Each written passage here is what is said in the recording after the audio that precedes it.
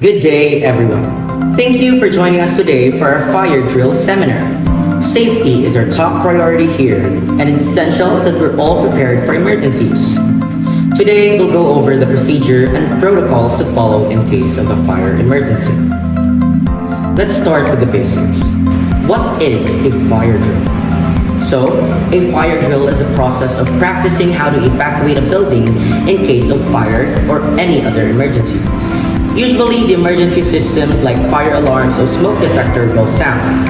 The building is evacuated as though a real fire has occurred. This is a fire drill preparedness. Check that premises should be conducted on a traceable basis. Now, why is fire drill important? Fire drill is important because it helps students and employees to prepare for an emergency and pinpoint challenges that they may face in an evacuation. Inappropriate actions like stopping to collect personal items, attempting to use lifts, etc. Another point is it helps train every personnel involved about their role of assisting disabled people during emergency evacuations. Activities conducting during evacuations or fire drills are recorded and documented. And last point, it helps premises check the effectiveness of their evacuation plans. Problems with the emergency systems or evacuation procedures are identified and improved. Fire safety is everyone's responsibility. Whether you're an employee, a visitor, or a guest, knowing what to do in the event of a fire can save lives. A fire needs three things to start and continue burning: heat, fuel, and oxygen. Without one of these elements, a fire cannot sustain itself. Number one, heat.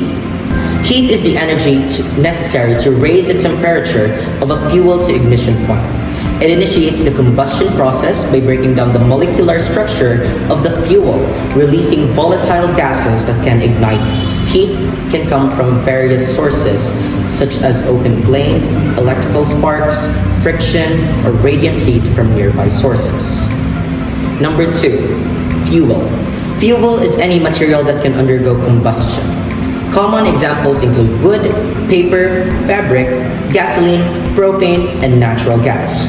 Fuels can be solid, liquid, or gas, and they provide the combustible materials necessary for a fire to sustain itself. Different types of fuels requires different amounts of heat to ignite and sustain combustion. And number three, oxygen. Oxygen is a crucial component of the fire triangle because it supports combustion by combining chemically with the fuel. In most fires, oxygen from the air serves as the oxidizing agent.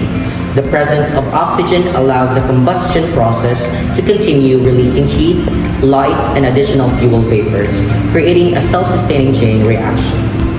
Without any one of these elements, a fire cannot start or continue burning. For example, without heat, even if there are fuels and oxygen present, if the temperature is below the ignition point of the fuel, combustion will not occur. Without fuel, in the absence of combustible materials, there is nothing for the fire to consume and sustain itself. And without oxygen, combustion requires oxygen to occur. If oxygen is removed or reduced, the fire will be deprived of the necessary oxidizing agent and it will extinguish. Understanding the fire triangle is essential for the fire safety and prevention. By controlling or removing one or more elements of the fire triangle, it's possible to prevent fires from starting or spreading, thereby minimizing the risk of property damage, injuries, and loss of life. Fires are categorized into different classes based on the type of fuel involved. Number 1. Class A. Fires involve ordinary combustible materials such as wood, paper, cloth, rubber, and some plastics. Examples: fires in wood, paper, textile, or trash bins. Extinguishing agent for fire: water foam, or multi-purpose dry chemical extinguisher. Number 2, Class B. Fires involve flammable liquids or gases, including gasoline, oil, gas, propane, and solvents. Example: fires involving fuels, oils, paints, and flammable gases. Extinguishing agent: carbon dioxide, Dry chemical or foam extinguisher. Number 3, Class C. Fires involve energized electrical equipment such as appliance, wiring, circuit breakers, and outlets. Example, electric fires and appliance, fuse boxes, or wiring. Extinguishing agent. Non-conductive extinguishing agents such as carbon dioxide or dry chemical. Number 4, Class D. Fires involve combustible metals including magnesium, titanium, potassium, sodium, and lithium. Examples: fire in laboratories or industrial setting involve metal powders or shavings. Extinguishing agents are specialized dry powder, extinguishing agents designed for specific metal fires. Number 5, Class E. Fire involve cooking oils, fats, and grease, typically found in commercial kitchens and restaurants. Examples for that: fire in deep fryers, cooking appliance, or chemical cooking equipment. Extinguishing agent. Wet chemical extinguishers specially designed to combat cooking oil fires by creating a cooling and foam suppressant action. It's critical to understand those significations to know how to extinguish them safely. Fire extinguishers are vital tools in fire safety. There are different types for different types of fires, such as Class A, B, and C, D, and K. First, water fire extinguisher, Class A. Water extinguishers are designed to extinguish Class A fires involving ordinary combustible materials such as wood, paper, cloth, and rubber. Not suitable for use on flammable liquid fires, Class B, or electrical fires, Class C. Number 2, foam fire extinguisher, Class A and B. Foam extinguisher contains a mixture of water and foam concentrate, forming a blanket over the fire to smother it and cool the fuel surface. Effective for Class A, B. Fire involving flammable liquids such as gasoline, oil, and grease. Number 3, carbon dioxide, CO2, fire extinguisher, Class B and C. CO2 extinguishers discharge carbon dioxide gas, displacing oxygen and removing heat from the fire to extinguish it. Suitable for Class B and C. Fire involving flammable liquids and electrical equipment. Number 4, dry chemical fire extinguisher, ABC, multiple purpose.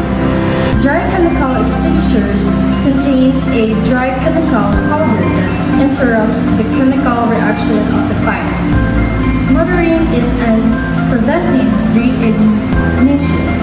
Effective for Class A, B, and C fires involving ordinary combustibles, flammable liquids, and electrical equipment. Number 5, wet chemical fire extinguisher, Class K. Wet chemical extinguishers contain a potassium based on solution that creates a cool effect and forms a soapy layer to suppress cooking oil fires. Specifically designed for Class K fires involving cooking oil, fats, and grease in commercial kitchens. Number 6, clean agent fire extinguisher, Class ABC. Clean agent extinguisher contain non-conductive and non-corrosive gases or chemicals that leave no residue, making them suitable for protecting sensitive electronic equipment. Effective for Class A, B, and C fires without leaving residue that could damage equipment or sensitive materials. Number 7, dry powder fire extinguisher, Class B.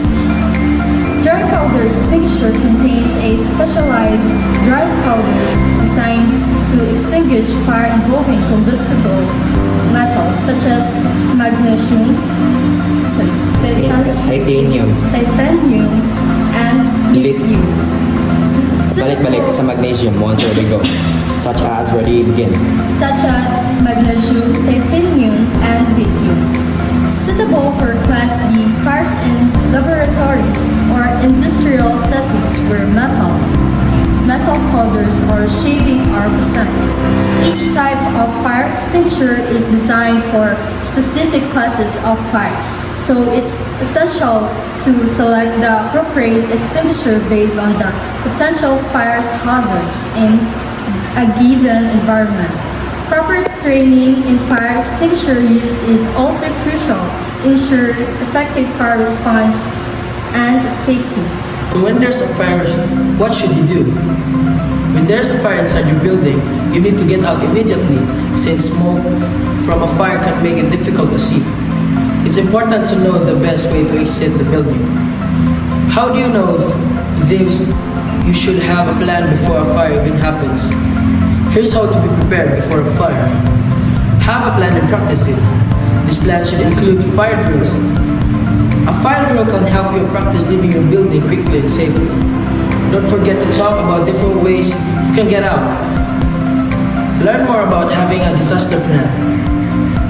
Preventing fires is everybody's job. Fires wreak havoc among workers and their families and destroy thousands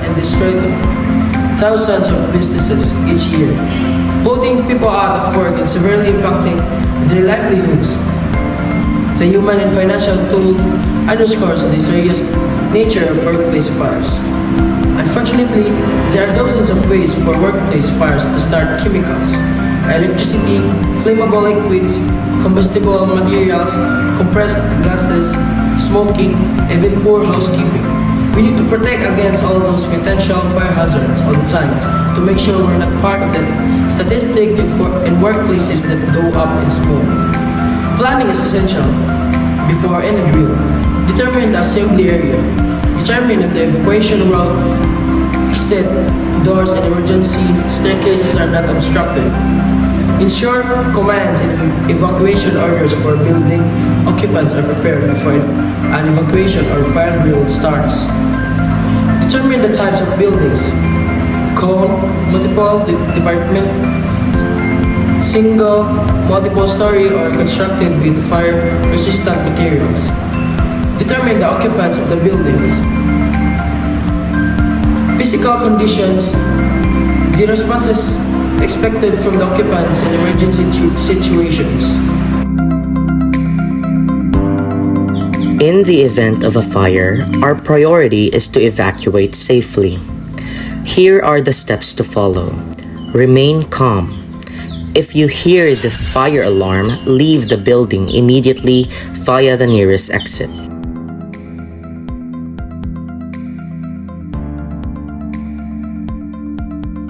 Do not use elevators. If you encounter smoke, stay low and crawl to the nearest exit.